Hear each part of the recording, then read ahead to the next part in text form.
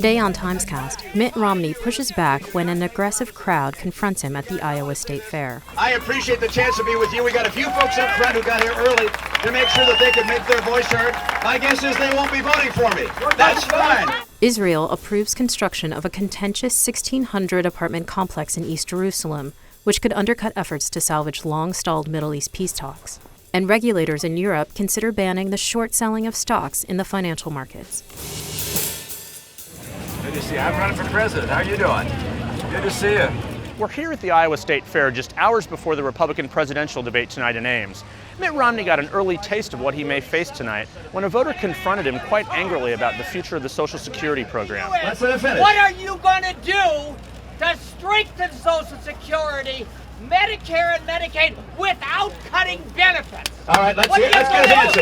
Let's get his answer. Okay, all right, you've had your chance. Anything else you want to say? Well, I'm going to see what you're going to say. Well, okay.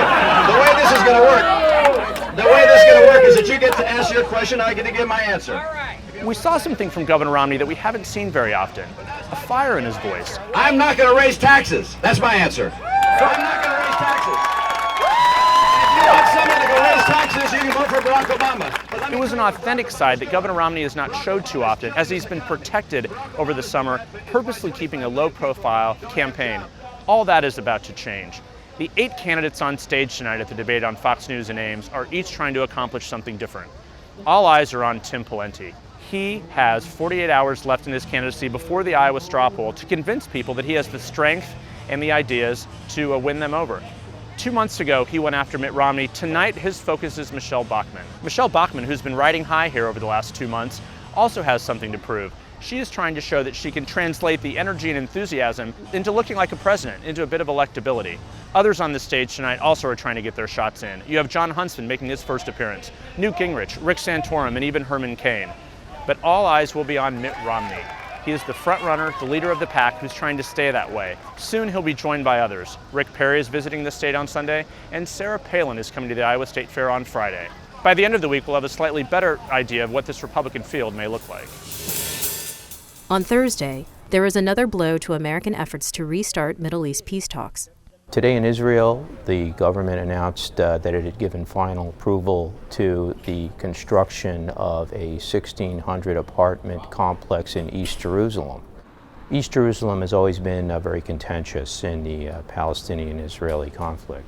Palestinians regard East Jerusalem as part of their future state. The Israelis, who annexed East Jerusalem in the 1967 war, consider all of Jerusalem to be part of Israel. The announcement also comes at a time when there's been a growing anger in Israel itself over the high cost of housing. We've seen street protests. And the government says that it's building housing in East Jerusalem partly to address that need. But critics of Israel say they could build elsewhere, and that this may be a cynical use of the housing shortage to create additional housing in a particularly contentious part of Jerusalem.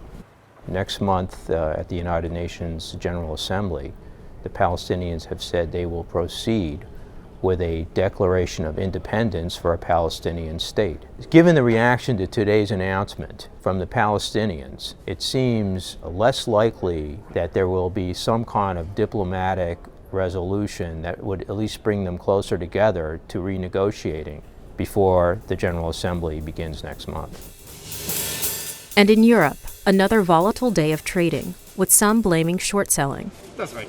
Okay, thank you. This is Louise Story, reporting for the New York Times.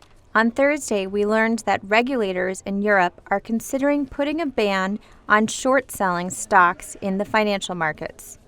Short selling is a way that investors bet against companies. What they do is they borrow a share of a company, and then if the stock goes down and they're right, they profit from the difference in price. There are pros and cons of a short selling ban. Some people say it could reduce some of the panic in the market and slow down these spiraling stock shares, especially bank stocks. But other people point out that there's important information when you look at short selling. You see which companies investors are concerned about, and that's information people might want to know. One expert I talked to compared it to an emergency room, and he said you could turn off the heart monitors and the nurses and the doctors wouldn't be scared, but don't they need to hear the heart monitors? If Europe institutes a short selling ban, it may be difficult for American regulators not to do the same. What's interesting is they also banned short selling temporarily in 2008, and if they do it now, it may convince people that the market is as out of control as it was back then.